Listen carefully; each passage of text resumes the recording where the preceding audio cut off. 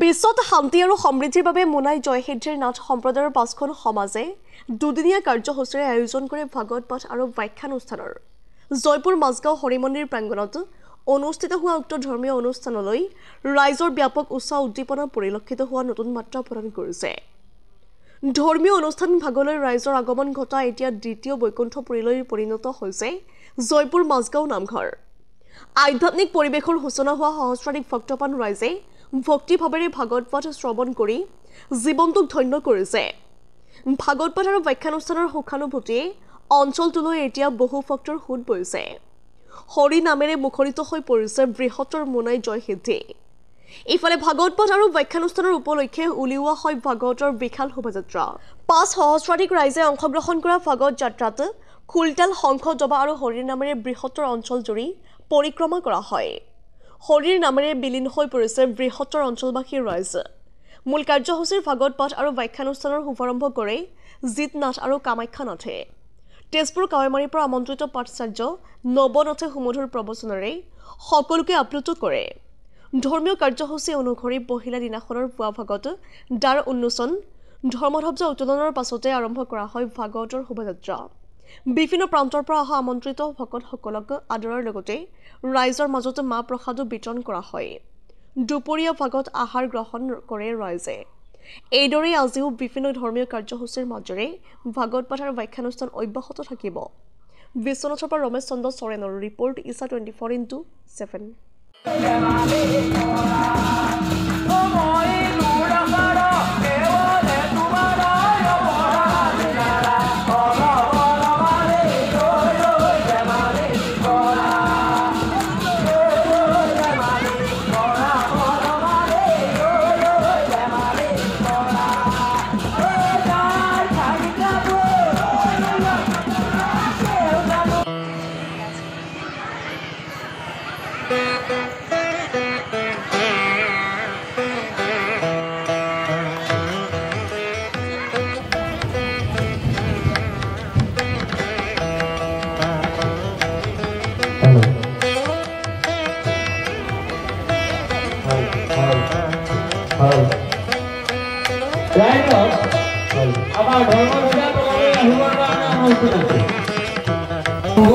চিন্তা করব যে দহর উপকার যাতে হয়, দহর উপকার জীবন উপকার চাই, জীবনকে যে উপকার হয় সেইদিকে আমি চিন্তা চর্চা করি আমি পৃথিবীত খোঁজ দিব। যদি আমি অন্তৰখনত যদি কিছুমান তপত কিছুমান লৈ, শিক্ষা ধৰ্ম কিছুমান লৈ যদি আমি এই পৃথিৱীত কোন আছে জীয়াই সকলোতো মৰিছে, কোন আছে মহাত্মা গান্ধীৰ নিচিনা কিমান ডাঙৰ বীৰ, কিমান ডাঙৰ ধৰ্মস্থিৰ যুধিষ্ঠিৰ, ভীমৰ নিচিনা বীৰ, দুঃশাসনৰ নিচিনা বীৰ, সেই সকলো জীয়াই আছে? সেই সকলো মৃত্যু। আমিও নিশ্চয় মৃত্যু।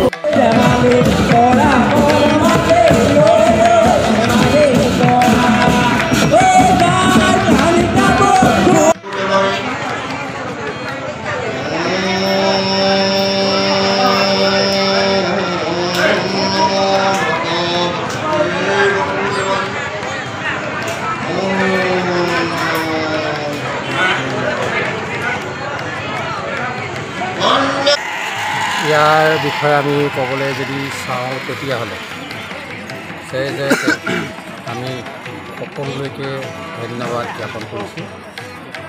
আমাৰ 2012 চনত আমি 5 খেল ৰাইজ একগোট হৈ 12 চনৰ পৰা একাধিক্ৰমে আজিলৈকে আমি দুদিনীয়া কাৰ্যসূচীৰে এই ভাগৱত পাঠ ভাগি আমাৰ 5খন খেলৰ মাজত আমি অতিবাহিত কৰি আহিছোঁ আৰু আমাৰ 5খন খেলৰ মাজত অন্ততঃ 300ৰো অধিক পৰিয়াল একগোট হৈ আমি এই ভাগৱত ভাগি অনুষ্ঠিত কৰি এই দুদিনীয়া কাৰ্যসূচীত আমি বহু দূৰ দূৰণিৰ পৰা পাঠকবৃন্দসকলক আনি আমি ভাগৱত পাঠ কৰা হয় আৰু এই 2 দিনেই আমি সমস্ত ভকতৰ আপ্যায়নৰ ব্যৱস্থা ৰখা হয় আৰু ওচৰ দাঁতি কাষৰীয়া অন্ততঃ 10-12খন গাঁৱৰ ভকতক আমি নিমন্ত্ৰণ কৰি আমি সেৱা ধৰিবলৈ পাই ইয়াতে আমি সমূহ ৰাইজ সুখী হৈছোঁ আৰু আপোনালোকলৈ আমি বহুত বহুত ধন্যবাদ এই ভাগ দ্বাৰা আমি অসমবাসী ৰাজ্যলৈ বাৰ্তা এনেকৈ জনাব বিচাৰোঁ